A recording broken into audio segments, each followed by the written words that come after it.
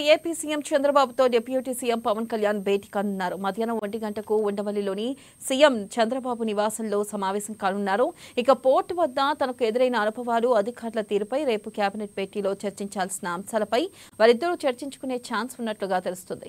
ప్రధానంగా కాకినాడ పోర్టు వ్యవహారంతో పాటు పలు ఇతర అంశాలు, తాజా రాజకీయ పరిణామాలపైన వీరు చర్చించే అవకాశం ఉన్నట్లు సమాచారం.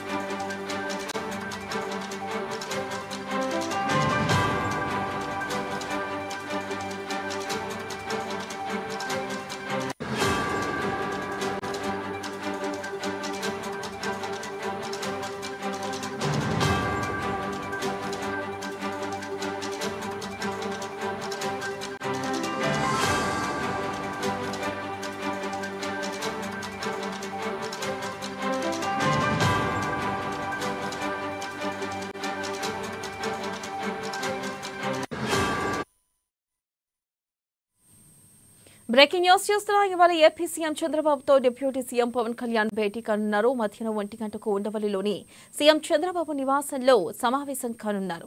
దీనిపై మరింత సమాచారాన్ని మా ఏపీ ఇన్పుట్ ఎడిటర్ వాసు అందిస్తారు. వాసు, చెప్పండి. అయితే ప్రధానంగా ఈరోజు భేటీలో ఏ అంశాలపై చర్చించే అవకాశం ఉంది? వాసు, దీనిలా కొంతకాలం నుంచి చంద్రబాబుతో భేటీ ఎందుకు పవన్ కళ్యాణ్ వేచి చూస్తున్నారు. ఈ నేపథ్యంలో గత కొన్ని రోజుల క్రితం జరిగినటువంటి కాకినాడ పోర్ట్ ఇష్యూ ప్రధానంగా చర్చకు వచ్చే అవకాశం ఉంది. ఎందుకంటే కాకినాడ పోర్ట్ ఇష్యూలో ఆ పవన్ కళ్యాణ్ అధికారంలోకి రానప్పటి నుంచి కూడా కాకినాడలో అవకతవకలు జరుగుతున్నాయని కూడా చాలా ఆరోపణలు వస్తున్న నేపథ్యంలో నాదెండ్ల మనోహర్ కూడా పౌర సరఫరా శాఖ కావాలని ఇచ్చి ఆ పోర్టులో జరుగుతున్న అవకతవకలు వెలిగితీసేందుకు చాలా కాలం నుంచి కూడా ఆయన ప్రయత్నాలు చేస్తున్నారు. ఇందులో భాగంగా సాక్షాత్తు పవన్ కళ్యాణ్ కూడా పోర్టుకు రాకుండా చాలా కాలంగా అడ్డుకున్నారని ఆయన స్వయంగా చెప్పడం జరిగింది.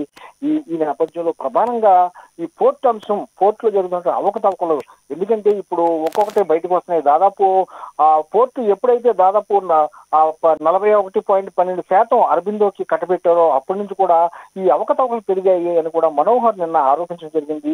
ఈ నేపథ్యంలో దాదాపు 48,000 కోట్ల విలువైన 1.31 కోట్ల టన్నుల రేషన్ బియ్యం అక్రమంగా సరఫరా అయింది అనేది ప్రధానమైన ఆరోపణ.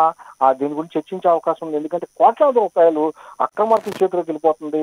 ఈ ప్రైవేటు పరం అవడం వల్ల, ప్రైవేటు వ్యక్తులు ఇందులో కలెక్ట్ చేసుకోవడం వల్ల కనీసం ఒక డిప్యూటీ సీఎం హోదాలో తను కూడా ఆ బోటు దాకా వెళ్ళలేదు, అడ్డుకున్నారు. వస్తానంటే రావద్దన్నారని పవన్ కళ్యాణ్ స్వయంగా చెప్పడం జరిగింది. ఈ నేపథ్యంలో ప్రధానంగా ఈ పోర్టు సంబంధించి కాకినాడ పోర్టు సంబంధించే చర్చ జరిగే అవకాశం ఉంది. కాకినాడ పోర్టు సంబంధించి మొత్తం కూడా ఈ అక్రమ బియ్యం ఏ విధంగా, రేషన్ బియ్యం ఏ విధంగా అయిందనే దీని మీద తప్పనిసరిగా ఒక విచారణ కమిటీ వేసి దీనికి లోతుగా అధ్యయనం చేసి ఏ స్థాయిలో జరిగింది, ఎన్ని వేల కోట్లు దోషేసేదని కూడా తెలిసే అవకాశం ఉంది. ఇదంతా కూడా మొత్తం అధికార పార్టీ అయితే దీనంతా కూడా జగన్ వెనకుండి ఇంత నడిపించారు, జగన్ హయాంలో జరిగింది, జగన్ కారణం జరిగింది అన్న ఆరోపణలు వస్తున్న నేపథ్యంలో ప్రధానంగా దీనిపైన ఎక్కువ చర్చ జరిగే అవకాశం ఉంది. అదేవిధంగా పవన్ కళ్యాణ్ శాఖకు సంబంధించి అటవీ శాఖ అవ్వచ్చు, పర్యావరణ శాఖ అవచ్చు, దానికి సంబంధించి కూడా చర్చకు వచ్చే అవకాశం ఉంది. ముఖ్యంగా ఉత్తరాంధ్రలో విశాఖలో పర్యావరణంపై కూడా చర్చకు వచ్చే అవకాశం ఉంది. చాలా పరిశ్రమలు కూడా పర్యావరణాన్ని తూట్లు పొడుస్తూ పరిశ్రమలు వస్తున్నాయి, వీటిని కూడా అడ్డుకోవాలని కూడా గతంలో కూడా పవన్ కళ్యాణ్ చెప్పడం జరిగింది. ఆ విషయాలు కూడా చర్చకు వచ్చే అవకాశం ఉంది. ప్రధానంగా అయితే ఈ పోర్టుకు సంబంధించి అయితే కాకినాడ పోర్టుకు సంబంధించి మొత్తానికి పోర్టుని చాలా సీరియస్ గా చూస్తున్నారు పవన్ కళ్యాణ్. దీనిపై చంద్రబాబుతో చర్చించి కొన్ని అధికారులు కూడా తీసుకుని ఏ విధంగా చేయాలి, ఎలా చేయాలని కూడా చేయాల్సి వస్తుంది. ఎందుకంటే సాక్షాత్తు ఆ శాఖ మంత్రి, ఒక డిప్యూటీ సీఎంఓ కూడా ఆ పోర్టుని సెట్ చేయలేని పరిస్థితి ఏర్పడింది. ఈ విషయాన్ని చంద్రబాబు దృష్టికి అధికారికంగా తీసుకెళ్లే అవకాశం ఉంది. మొన్న కూడా పవన్ కళ్యాణ్ మీడియాతో మాట్లాడి చెప్పడం జరిగింది, నాకు కొన్ని అధికారాలు ఉంటాయి, అధికారం నుంచి నేను వెళ్ళలేదు, నా శాఖ వరకు నేను చేసుకోగలనని చెప్పారు. ఈ నేపథ్యంలో పవన్ కళ్యాణ్ చంద్రబాబుతో అయితే ఈ పోర్టు అంశం ప్రధానంగా చర్చించే అవకాశం ఉంది. ఎందుకంటే అక్కడ మాజీ ఎమ్మెల్యేలు అయితేనే, లేకపోతే వైసీపీ చెందిన నాయకులు అయితేనే అందరూ కూడా మొత్తం కొమ్మక్క అయితే పరిస్థితి ఏర్పడింది. అధికారులు పాత అధికారులను కొనసాగించడం, అధికారులను ట్రాన్స్ఫర్ చేయకపోవడం కూడా అక్కడ జరుగుతున్న సమస్యను అక్కడ ఎమ్మెల్యే కూడా వెల్లడించడం జరిగింది. ఈ పరిస్థితుల నేపథ్యంలో ప్రధానంగా కాకినాడ పోర్టుకు సంబంధించి ఒక మొత్తం దీని మీద చర్చ జరిగే అవకాశం, చర్చ అనంతరం కూడా కాకినాడ పోర్టుకు సంబంధించి విచారణకు కూడా ఆదేశించే అవకాశం ఉంది. లోతైన విచారణ జరిపి ఎన్ని వేల కోట్లు ఈ విధంగా జరిగింది, ఎవరెవరు దీన్ని అనుకున్నారని కూడా ఆ గుట్టు రట్టు చేసేందుకైతే ప్రయత్నం జరుగుతుందని చెప్పొచ్చు.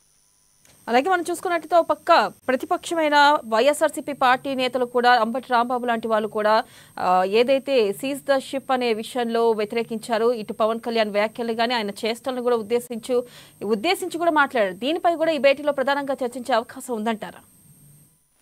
తప్పకుండా. ఎందుకంటే బహిరంగ రహస్యం ఏపీలో ఎవరైనా అడిగినా సరే కాకినాడ పోర్టుకు సంబంధించి ఎంతమంది ఎన్ని అంబటి రాంబాబు లాంటి వాళ్ళు వచ్చి ఎవరైనా సరే ఎన్నే కాదని ఖండించినప్పుడు కూడా పోర్టులో అయితే అవకతవకలు జరుగుతున్నాయి, అక్కడ మాజీ ఎమ్మెల్యే ప్రధానమైన పాత్ర పోషిస్తున్నారు అక్కడ అనేది చాలా స్పష్టంగా గతం నుంచి కూడా ఆరోపణలు వస్తున్నాయి, కళ్ళ ముందు కూడా కనిపిస్తున్నాయి. మొన్న కూడా మనం చూసాం, షిప్ ను కూడా సీజ్ చేయడం జరిగింది. ప్రస్తుతానికి ఆ షిప్ ను కూడా ఇంకా సీజ్ చేసే పరిస్థితి లేదు. ఎందుకంటే కొన్ని లీగల్ సమస్యలు వస్తున్నాయి, షిప్ ను కూడా సీజ్ చేయడాన్ని అధికారులు చెప్పే పరిస్థితి ఏర్పడుతుంది. దీని ప్రధాన కారణం అక్కడ అధికారులు మారకపోవడం అని చెప్పడం జరిగింది.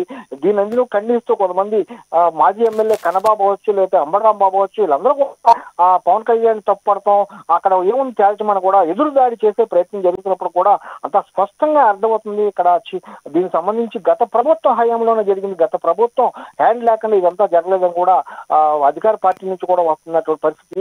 అందువల్ల పవన్ కళ్యాణ్ అయితే వాళ్ళ చంద్రబాబు నుంచి చాలా స్పష్టమైన హామీ తీసుకోదలుచుకున్నారు కాకినాడ పోర్టుకు సంబంధించి. ఎందుకంటే ఆయన ఆ జిల్లాకు చెందిన మంత్రి కాబట్టి తప్పనిసరిగా ఆ జిల్లాలో మొత్తం ఈ వ్యవహారాన్ని వెలుగులోకి తెచ్చి ఎన్ని వేల కోట్లు అక్రమాలకు గురైంది, ఎంత రేషన్ దుర్వినియోగం అయింది, ఇతర దేశాలకు ఏ విధంగా వెళ్ళింది, దీనికి ఎటువంటి చర్యలు తీసుకునే అంశం పైన ప్రధాన చర్చ అవకాశం ఉంది. ఈ నేపథ్యంలో రైట్, థ్యాంక్ యూ వాసు.